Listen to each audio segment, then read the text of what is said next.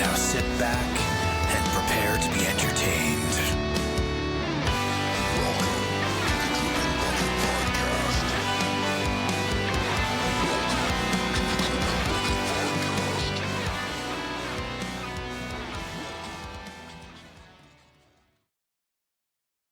Not prepared. Ooh, I'm super prepared. Welcome back to the Dripping Bucket podcast and not cod pieces. My brain keeps trying to tell me.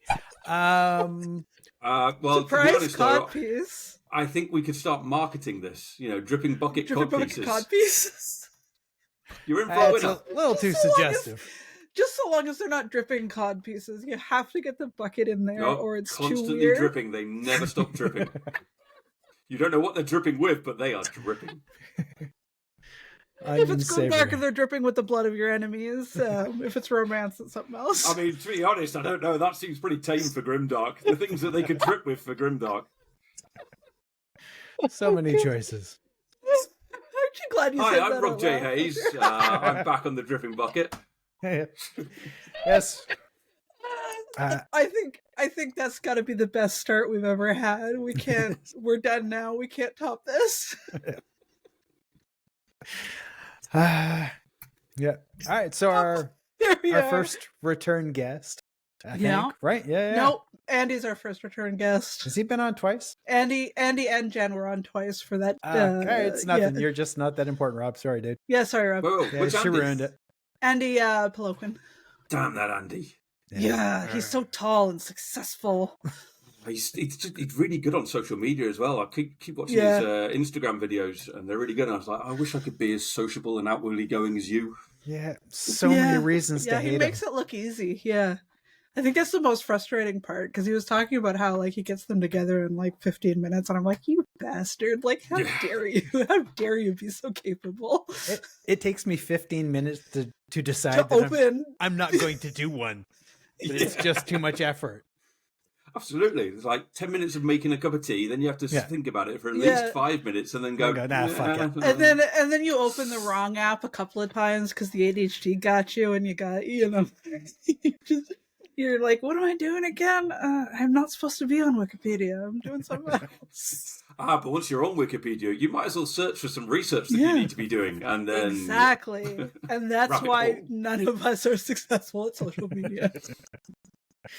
Yeah. So today we are going to chat with Rob about the three trilogies. Three not three trilogies. books, three trilogies, which are all interconnected, which he is writing and releasing at the same time, kind of. That's not you. That's... And how it is completely breaking him. they're bloody Yeah. huge. Look at the size of My them. chunky book. Beastly.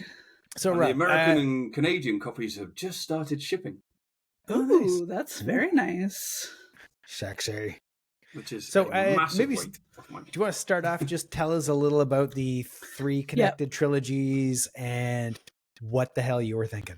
I seem to remember you when you were on last, you were just launching the first ones, and I'm like, "Are you? Why did you do that to yourself?" And you're like, "It'll be fine. It's fine. It's gonna be fine."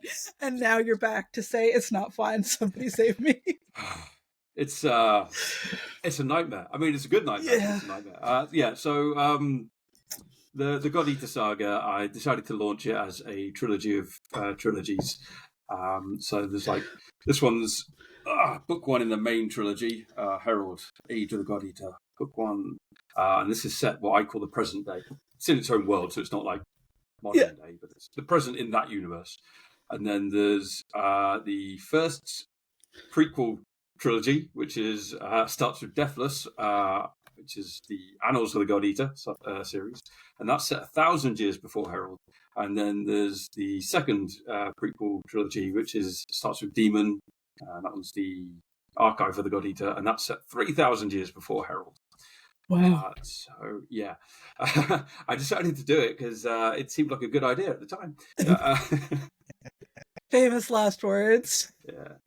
Well, I kind of I wrote Herald back in 2018, and then before I started thinking about actually publishing it a couple of years ago. But in that time, I sort of deepened the lore and the the world and the story so much that I was like, there are actually more stories I could write in this world, and they are important to the current timeline. So what if I wrote them all at the same time and published them all at the same time, and that way I can sort of like weave little mysteries and reveals throughout the saga, the 9 books in the saga. Yeah. Which does sound like a really fantastic idea. Like, part of my brain is like, absolutely, like I would absolutely do that, but also a trilogy of trilogies that you're writing at the same time. So reality is not that shiny. You're one-upping Douglas Adams and doing a trilogy of 9 books. Yeah. It's it's been fun, to be honest. I do like the fact that I get to play in the world that much and to do these like little reveals. Like, I can do things like, I'm hiding this little bit of information in 3,000 years in the past, which when people pick up on it and they've read like the present day books, they'll be like, oh, I love that sort of like little Easter egg stuff, little little reveals that shed a new light on the current proceedings, or the other way around. You have things that are revealed in the future, which then shed different light on the things that are sort of happening in the past, or that happened in the past. So I love being able to do that. Yeah, it's a good way to use all the world building. Yeah. Yeah, so it's a good way to use all the world building that you would have distracted yourself with if you hadn't have decided to do it. Like, one way or another, you're going to do that work, and then if you hadn't been using it, you'd be like, oh, I'm wasting so much time on this. This is so frustrating. So I do think it is a really fantastic idea, but the scale of it terrifies me. Yeah. Yes. That scale is not really something I took into account. Especially as so when I was getting around to sort of like start thinking, okay, I'll release book 1, and then before I sort of like had the idea of this trilogy of trilogies, I already had like things in place for book 2 and book 3. I was like, I know pretty much where they're going to go. Once I get around to writing them, I can just be like, bang, bang, bang. But then things changed. Fucking those characters didn't listen, did they? Well, it turns out when you are writing like prequel books and everything, and you're then like, oh, hang on, I have to take things out of this book to then make it so that they're not spoiled for like the previous books, and then I'll need to add them in somewhere else, and it's all gone a bit tits up. I'm getting there. I'm working through it, but I'm at the point where I need one of those, like the serial killers have these like chalkboards type things with like strings everywhere and connecting everything. Yeah. So am I right in thinking you're releasing book 1 of each trilogy first, and then book 2 of each, and like that? So does that mean that that's your sort of a preferred reading order? For fans? I definitely, I get it a lot actually, people saying what's the best reading order for what I'm calling phase 1, which is all 3 book 1s. And I think reverse timeline order for this phase, like Herald, Deathless, then Demon, that's the best reading order. But I already know that's not going to continue throughout the saga. I'm thinking about some of the things that are going to be happening in like phase 3, and I'm like, no, you don't want to read them that way in phase 3. You probably want to start in the past for phase 3. Yeah. So you'll have to have an additional map of just like reading order, just a legend for people to follow. Yeah, I mean the idea is I've tried to write them so that they'll be able to be read in any order.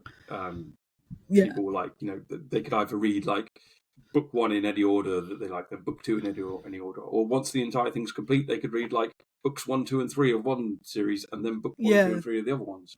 As long as they're not reading book 3, 2, 1, they should be fine. But people will do what people do. Yeah.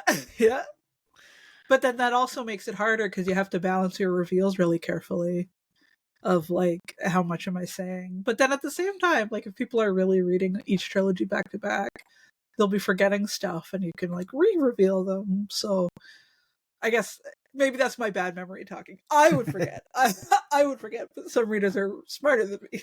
Some readers like take note of every detail, and they have like strange memories. That I have readers that have come to me and said, "Aha, but this and this," and I'm like, I don't remember those details. I wrote that book like last year.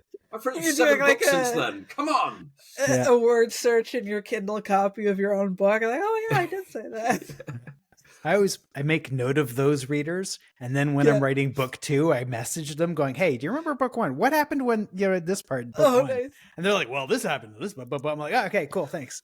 It just saves me from having to read my own books. I was gonna say those folks would make excellent beta readers because they like if you're inconsistent in your own timeline and on a beta copy, they are gonna catch you. I know, like, because he has it in his acknowledgement section. Sanderson has like dedicated beta readers for like continuity errors and stuff. Oh yeah, it's a skill. But they have like he has like 30 odd books in his universe, and they memorize everything. Wow, that's a next level skill. Holy shit! Oh man, I can't imagine that. Yeah. I find it hard enough to memorize everything in my world, let alone somebody else's. So, as I recall, earlier books, you were kind of you leaned more towards the pantsing side, right? Am I misremembering that?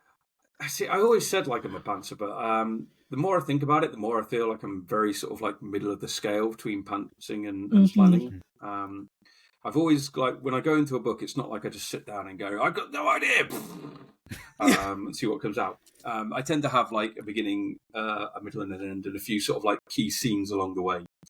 And I still do that. I still got like there's a lot of the God Eater Saga that I have planned out in my head. Hey, this scene here, this scene there. But there's other stuff which just appears as I'm writing it. Like writing book 2 of the sequel to Herald at the moment, and there's like 3 new characters who just were not in my original idea for it. They just popped up as I was writing the story, and now they're like, oh yeah, no, they're fairly major to the story now. So you can maintain your sort of your pantser status while middle of the road. Writing. Middle of the road. I think plotter versus pantser is more of a spectrum than opposing camps, because I feel like I'm about the same as you, Rob, where it's like if I'm committing to a book, I actually do have quite a bit of it in my head. And in fact, if I can't get anything more than a concept and like I can't think of scenes, then the idea is DOA and I just have to let it go. So yeah, it's a spectrum situation where the lines are not clearly drawn. No.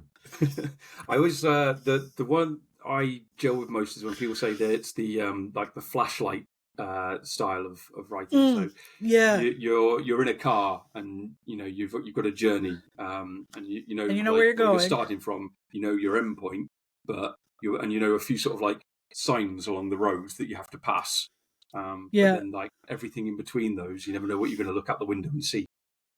Yeah, it's like a road trip before GPS. Yeah.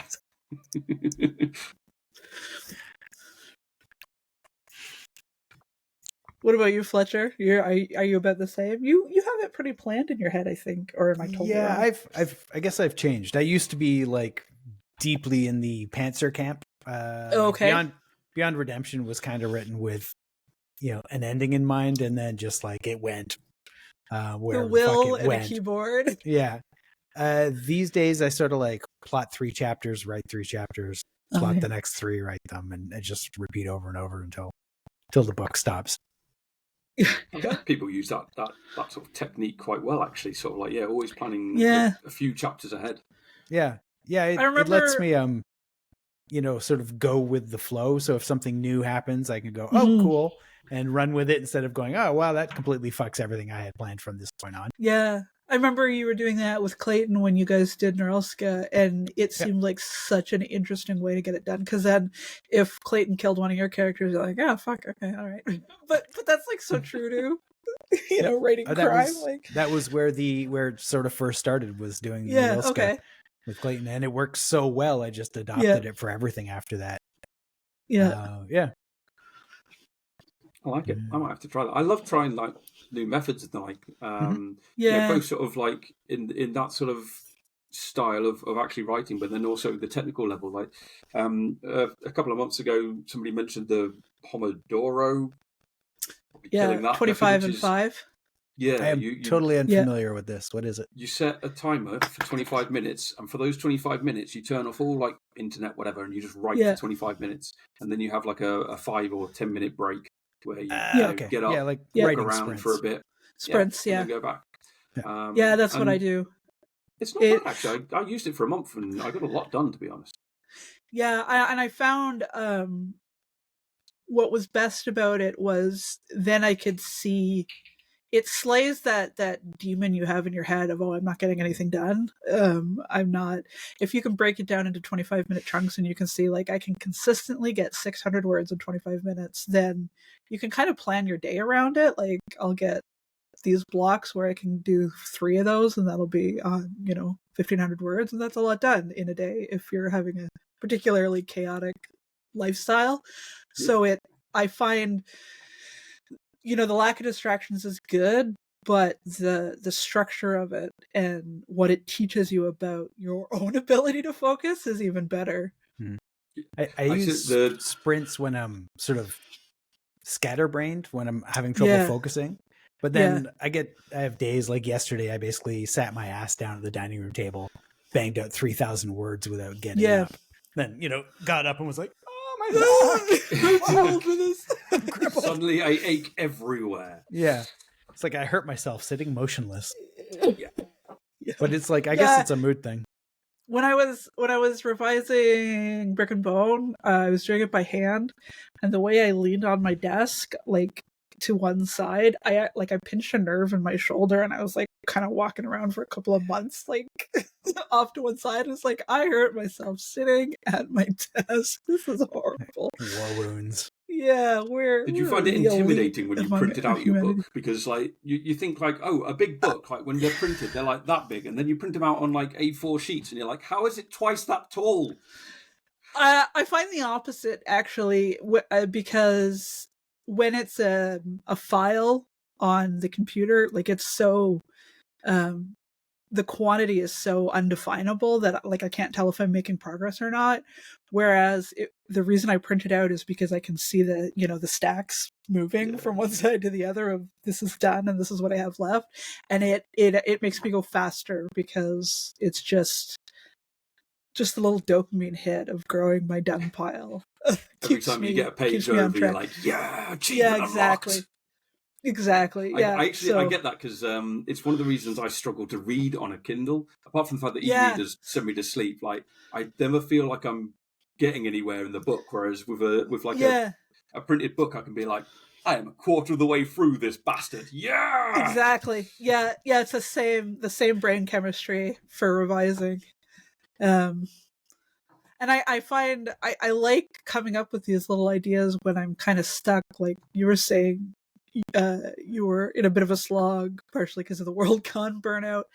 But it seems like changing one thing when you're slogging can kind of unlock something that you hadn't known you could do before, and it kind of gets you unstuck. That's funny enough. That's why I bought myself a laptop. So it's that little change of just like I go to sit at my desk. I can then take my laptop downstairs and sit in my comfy chair and write there for a day, or whatever. Just a little, just knock you out of that established routine to help try and start things. What I did with my laptop, I deleted every app and piece of software off it except for Word. So it's got Word and an internet connection for my OneDrive. So and updates. That's all that's on the laptop. There isn't a browser. So it's like, if I'm like, oh, what the fuck is that word? I'm like, I just use the stupid simple one I know. And move on. I'm like, fuck it, fix it later. And most of the time you don't bother. But I find that really helps. Helps me keep focused. It's just not even having the option. And I'm too lazy to go all the way downstairs to the computer, in my office and look at Facebook. I'm stuck here. I'm stuck here. I might as well work instead. I do a similar thing. My laptop isn't signed into any of my socials. I just have what I need. I have a browser because if I have a world building question, like, I don't know, when were duffel bags invented, and I can't answer it quickly, it will actually stop me. I know it's the stupidest thing possible, but it'll stop me from making progress because then I'll overthink, like, what kind of bag would he have? But if I can solve it really quickly, then I'm through it and I'm done. And I take it out of the house and I go find somewhere to sit, pay $4 for a coffee and sit there for an hour and a half like a bum. And because I'm not signed in on my socials, it's like, okay, well, I'm going to get this done. And yesterday with that, I did like 3,000 words plus 20 some odd pages of hard copy revisions. And yeah, so you just have to jostle yourself out of your stasis a little bit. But sometimes you actually just have to let the stasis sit for a while, because sometimes there's a stasis because you're tired. Yeah. So it's surprisingly freeing, just like liberating yourself off social media, off the internet for a while. Yeah. Actually. It's one of the reasons, actually, going back to the Pomodoro thing method, I've actually found that really useful, because I'd literally just like throw my phone away and just like, no browser open. That's it. No socials, nothing for the next 25 minutes. I'm just writing. And that was just kind of wonderful, because it was just like, oh yeah, I'm not constantly being like, oh, I'll just check Twitter. Yeah, well, I found in the run-up to Worldcon, I wasn't on as much because I was just busy, because I had to, get everything shut down at the house and everything booked and everybody was taken care of. And then at Worldcon, I was obviously way too busy for socials. And then when I got back, I actually haven't been up to pre-Worldcon planning levels of social media. And it's like, oh, I'm less of an anxious dirtbag now. This is great, actually. I'm reading books again. This is amazing. Which kind of sucks, because we need it to sell our books, but like, oh man.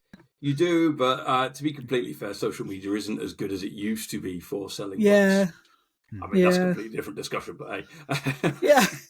Yeah, it's true. Anyway, you gotta tweak these little things. Yeah. Do I want to be happy, or do I want to sell books?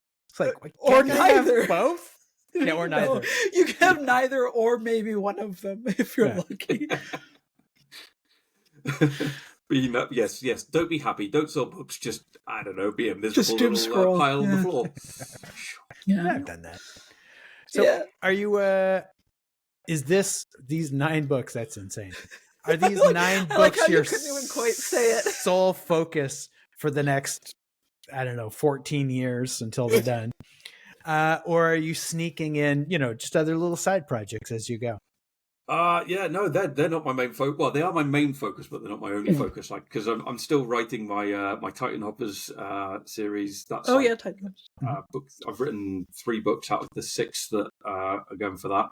And I'm contracted to give one to an Podium. There we go, Podium a year. So at some point, I'm going to have to write book 4.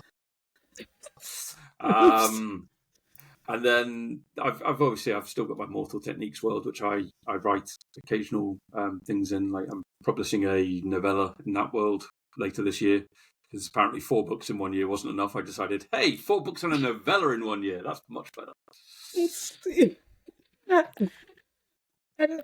And I can't help but wonder, like, it's no wonder you're tired and your brain refuses to work, Rob. Like, I haven't had a holiday since February, man. I'm losing it. Yeah, it's time to book like a week off or something and just go somewhere. I've got 2 more conventions to do this year. Okay. I've got like one, I think, at the end of this month and one next month, and then I think I'm close to you, or for the year. Yeah, they're just in England. Okay. A couple of hour train journey away. With being in Canada, there is nothing close. Yeah. There are a couple in Toronto, and even that's like over an hour away for me. Longer in Toronto traffic. Yeah. In Toronto traffic, and then all that shit. Yeah. Also, there will be humans there, so. Kind of sucks, doesn't it? You have to interact and everything.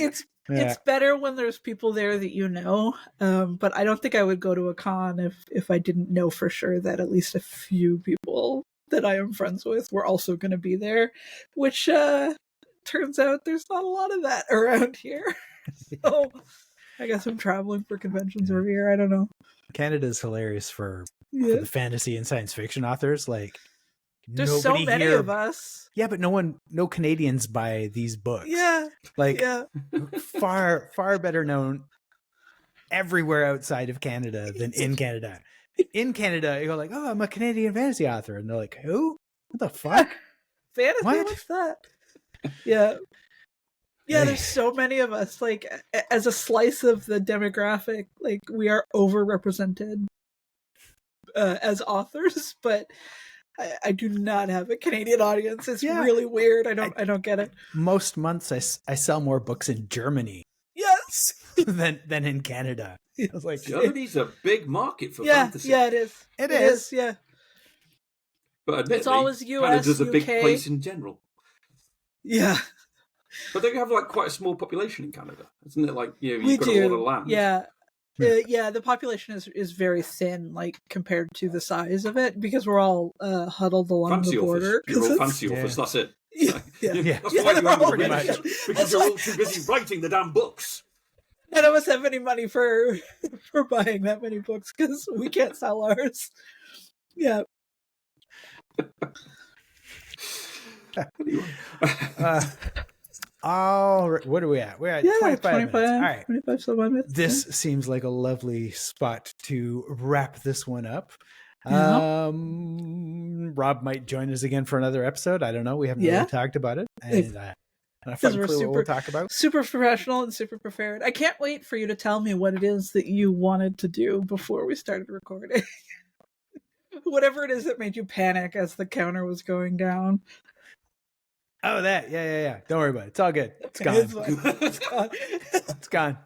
Okay. I can't maintain a thought for that long. A 25-minute thought. That is a long thought. Well, that's a long That is a thought. long thought. That's too much. That's too much. All right, Rob, thank you for joining us again. And for everyone who see you. watches these things, like and What's wrong subscribe with you? and Yeah. maybe get a hobby or something. Like, seriously, what the fuck? What are you talking about? Go This right is up the there. hobby. Yeah. Listening Yeah, this is the hobby. to you guys, talk shit. That's the hobby. Yeah. Oh, all right. Yeah, Then there keep you go. doing that. Yeah. Thanks.